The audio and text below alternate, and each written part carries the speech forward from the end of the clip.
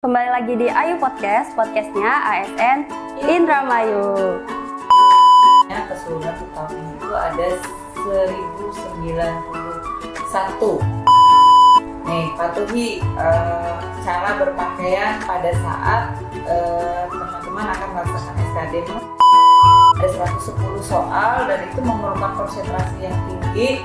Jadi hal-hal yang sifatnya non teknis ini juga harus dipikirkan. Dan kayak pendapat orang tuh bukan katanya kalau misalnya mau lulus nih harus bayar kayak gitu-gitu tuh Bu.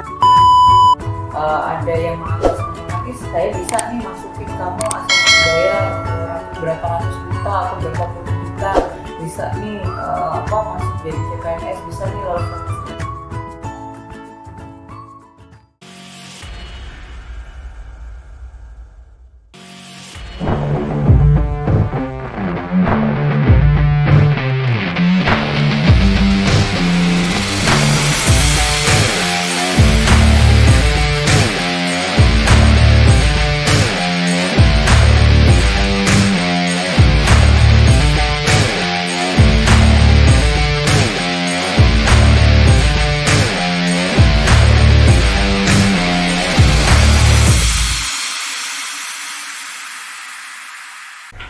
Assalamualaikum warahmatullahi wabarakatuh. Kembali lagi di Ayu Podcast, podcastnya ASN Indramayu. Perkenalkan, saya Arbainus Sururi sebagai host pada podcast kali ini.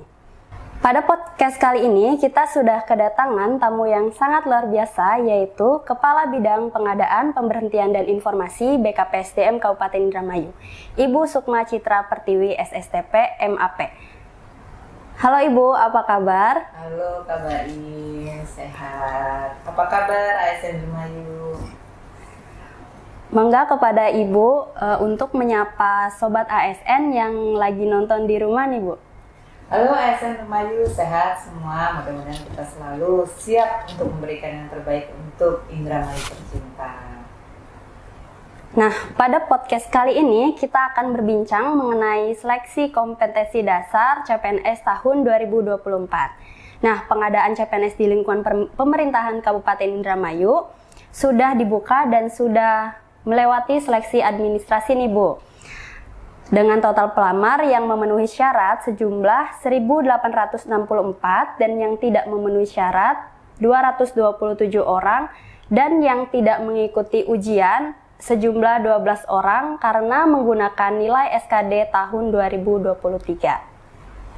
Nah, Sobat ASN pada penasaran nih Bu, berapa sih formasi yang sudah ditetapkan oleh Kepmenpan RB untuk Kabupaten Indramayu? Nah, baik Kak Baim, ini untuk pengadaan ASN tahun 2024 ini memang sangat istimewa sekali karena kita tidak hanya membuka formasi untuk PNS saja, tetapi juga untuk P3K. Jadi formasinya keseluruhan per tahun ini itu ada 1091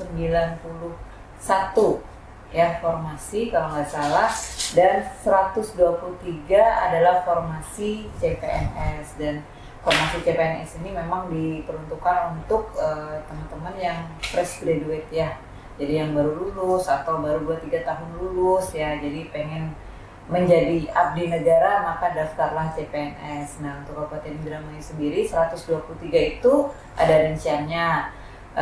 Untuk 38 formasi itu adalah formasi tenaga kesehatan. Di situ ada dokter spesialis, ada dokter, kemudian ada radiografer, gitu ya, ada beberapa tadi bisa dilihat di pengumuman ya teman-teman. Kemudian yang sisanya itu sejumlah 85 adalah tenaga teknis. Nah, tenaga teknis itu juga sendiri untuk 123 formasi ini sendiri kita ada kewajiban untuk memenuhi 2% untuk formasi disabilitas. Jadi kita ada 2 formasi untuk disabilitas. Jadi teman-teman yang penyandang disabilitas boleh mempunyai hak yang sama untuk mendaftar menjadi calon pegawai negeri sipil, dan 1 orang untuk formasi cum laude. Jadi untuk teman-teman yang merasa bahwa saya ini di atas rata-rata nih, boleh mendaftar di formasi cum laude. Formasi cum laude di mana? Di inspektor. Ada 1 formasi di situ. Nah, silakan nih. Tapi ini udah selesai ya. Udah lewat nih, Bu. Udah lewat ya. Nah, kalau untuk jadwal pelaksanaan SKD-nya nih kapan nih, Bu? Nah, tadi seperti yang disampaikan Kak Baim tadi, bahwa kita sudah melewati seleksi administrasi. Nah, kita sudah sampai pada tahap seleksi SKD ya, SKD seleksi kemampuan dasar. Nah, di situ sudah terbagi jadwal, dan ini istimewanya juga teman-teman yang mendaftar CPNS itu bisa mengikuti tes di Tilok yang dekat dengan tempat tinggalnya. Jadi ada beberapa Tilok yang dibuka oleh BKN. Jadi pada saat teman-teman melakukan seleksi administrasi itu juga sudah memilih Tilok. Nah, untuk tesnya sendiri itu antara 18 Oktober sampai dengan 14 November 2024. Jadi sekarang sudah mulai berlangsung ya. Dan beberapa Tilok yang dibuka, ada yang di Jogja, ada yang di Surabaya, ada yang di Banten, kemudian ada yang di Bandung juga, ada yang di Papua juga, bahkan ada Tilok yang di luar negeri juga. Luar biasa ya. Jadi yang dari luar negeri juga bisa mendaftar CPNS ya, dan mengikuti ujiannya di luar negeri. Kalau di Indramayu ada 1 orang yang mengikuti di Tilok Jepang, dan ada 2 lagi yang di Taipei ya, kalau nggak salah itu Taiwan atau Taipei ya. Jadi bisa mengikuti bisa memilih Tilok sesuai dengan domisilinya atau terdekat dengan domisilinya. Seperti itu. Nah, kalau misalnya untuk hal-hal yang perlu diperhatikan oleh pelamar sebelum mengikuti SKD itu apa saja sih, Bu? Yang jelas para pelamar tuh jangan sampai salah dalam membaca pengumuman. Ini kalau belajar dari seleksi administrasi kemarin ya rata-rata tidak membaca pengumuman sampai tuntas. Hanya dilihat formasinya saja apa. Tetapi syarat-syarat di dalamnya tuh kadang-kadang suka kelewat ya. Jadi yang jelas teman-teman yang saat ini berhasil lolos seleksi administrasi dan bersiap untuk memasuki seleksi kompetensi dasar, yang jelas harus mempersiapkan diri dengan baik, yaitu yang pertama mematuhi tata tertib ujian. Jadi dibaca nih apa yang sudah ada di pengumuman yang disampaikan oleh BKPSDM Kabupaten Indramayu. Di situ kan sudah tertera ya tata tertib ujian seperti apa, tolong itu dipahami dengan baik dan jangan sekali-kali dilanggar, karena memang itu sudah menjadi pakem baku gitu, dan jangan ditawar juga. Nah, jadi dipersiapkan dari sekarang. Biasanya tuh nganggapnya ternyata nanti gampang lah, nanti bisa ditoleransi. Mohon maaf, untuk tata tertib yang sudah tertera, yang sudah disampaikan oleh pengumuman itu tidak ada toleransi. Jadi misalnya nih, peserta harus datang jadwal tepat waktu, ya, mematuhi jadwal. Nah, silahkan dilihat lagi jadwalnya. Nih misalnya saya harus ujian tanggal 31 Oktober.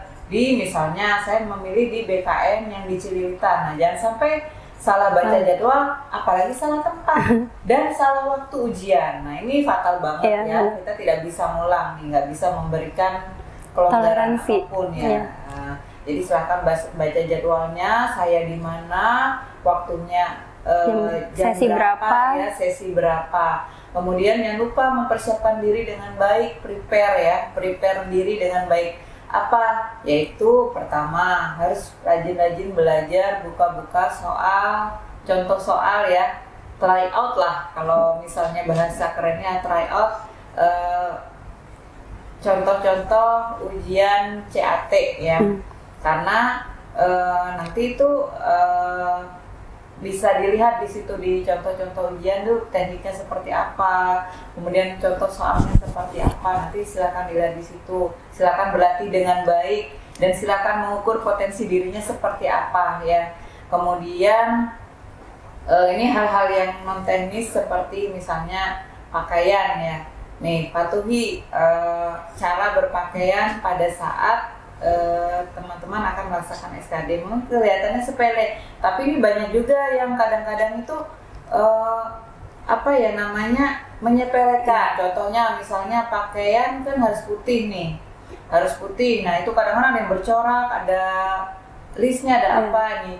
Kami sampaikan lagi, untuk pakaian silakan mematuhi sesuai dengan apa yang ada di pengumuman, yaitu pakaian putih, celana atau bawahan hitam, sepatu pantofel hitam tanpa ada variasi, jangan ada garis-garis putih jangan pakai sepatu cat ya. Jadi di situ udah dijelasin ya, sepatu pantofel kalau nggak salah di situ di pengumuman. Jadi jangan sekali-sekali udahlah coba-cobalah pakai ini yang ada garis putihnya. Insya Allah nanti kami sih udah menyiapkan lakbannya. Jadi teman-teman bisa lihat nih di info-info yang ada di BKN-nya. Sekarang lagi berjalan kan tes SKD nih, sedang berjalan, bisa dilihat tuh di Instagramnya BKN juga tentang pelaksanaan SKD yang sudah berjalan. Tuh ada kan ada yang dipilot, ada dikasih yang lakban. Jadi sebelum itu teman-teman ada baiknya udah dari rumah udah nggak usah deh sesuatu yang aneh-aneh. Kemudian bagi perempuan tuh biasanya kan suka pakai perhiasan dan sebagainya, tuh tolong dilepas, tidak usah dibawa, tidak usah pakai perhiasan. Tidak boleh memakai jam tangan juga ya, Kabain ya. Jadi itu silahkan ditinggalkan sebelum Bapak Ibu memasuki ruang SKD. Kemudian yang tidak kalah pentingnya adalah istirahat yang cukup nih. Biasanya nih saking stresnya, saking tegangnya sampai nggak bisa tidur, atau saking rajin belajar ya, kecapean. Jadi pada waktu mengikuti SKD ini pusing, tiba-tiba masuk angin.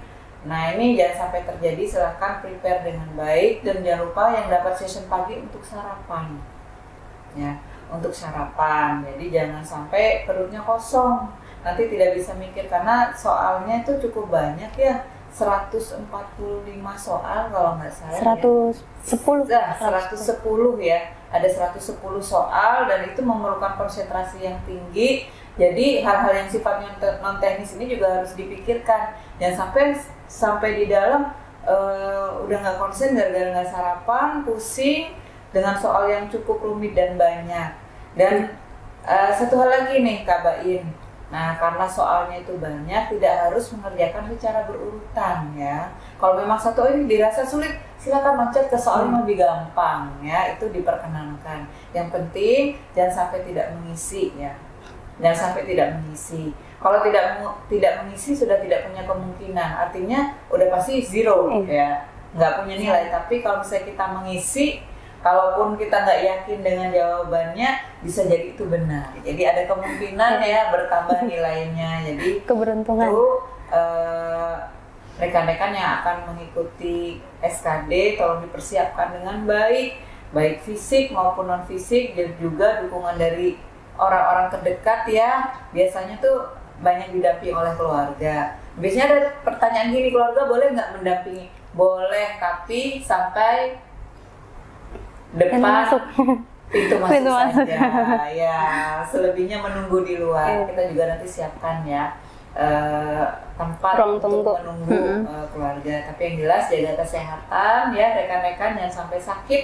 Nanti H-1 mau berangkat sakit, dan kami anjurkan karena kita di Kabupaten Indramayu itu kebanyakan tiloknya adalah di BKN Regional 3 Bandung, tempatnya di Hotel Horizon Bandung pada tanggal 8, 9, 10 ya.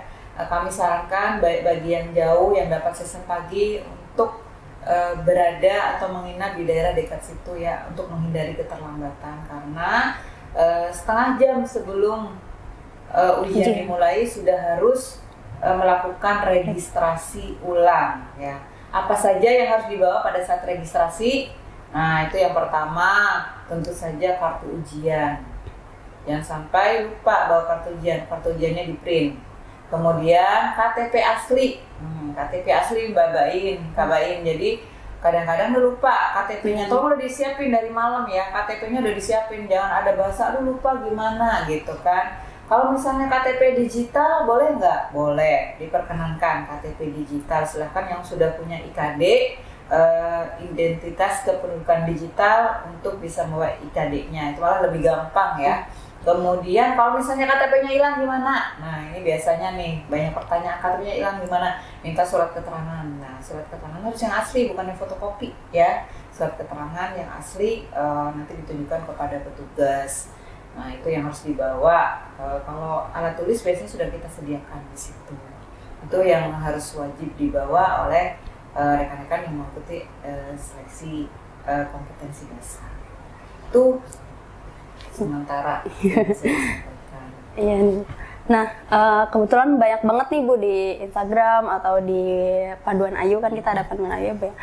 Dan kayak apa ya, pendapat orang tuh Bu kan katanya kalau misalnya mau lulus nih harus bayar kayak gitu-gitu tuh Bu. Nah, kalau tanggapan Ibu gimana nih Bu? Wah, kalau ini sih ya tentu saja yang namanya tes CPNS sekarang sudah nggak ada yang bayar-bayar, nggak ada orang-orang dalam, karena memang tesnya itu sifatnya transparan ya. Kita sudah pakai yang namanya CAT, dan itu sudah sejak tahun 2014 kita sudah menggunakan sistem CAT. Jadi Bapak Ibu atau orang-orang yang di rumah juga bisa langsung bisa melihat ya, streaming ya hasil dari nilai SKD bisa pada saat itu juga. Jadi berapa nilai yang diperoleh ya, jadi tidak bisa diakali, tidak bisa pakai orang dalam juga. Jadi murni benar-benar hasil kerja keras rekan-rekan yang ikut seleksi. Jadi kalau masih ada yang mengatasnamakan, kayak bisa nih masukin kamu asal kamu bayar berapa ratus juta atau berapa puluh juta, bisa nih masuk jadi CPNS, bisa nih lolos tes SKD. Kami tegaskan lagi bahwa tidak ada lagi yang namanya orang dalam atau bayar-bayar ya. Jadi tes CPNS itu gratis ya, dari awal seleksi sampai dengan nanti kelulusan, sampai dengan tes juga itu sifatnya transparan. Peserta langsung mengerjakan dan langsung bisa melihat hasilnya berapa ya. Jadi nggak ada tuh yang namanya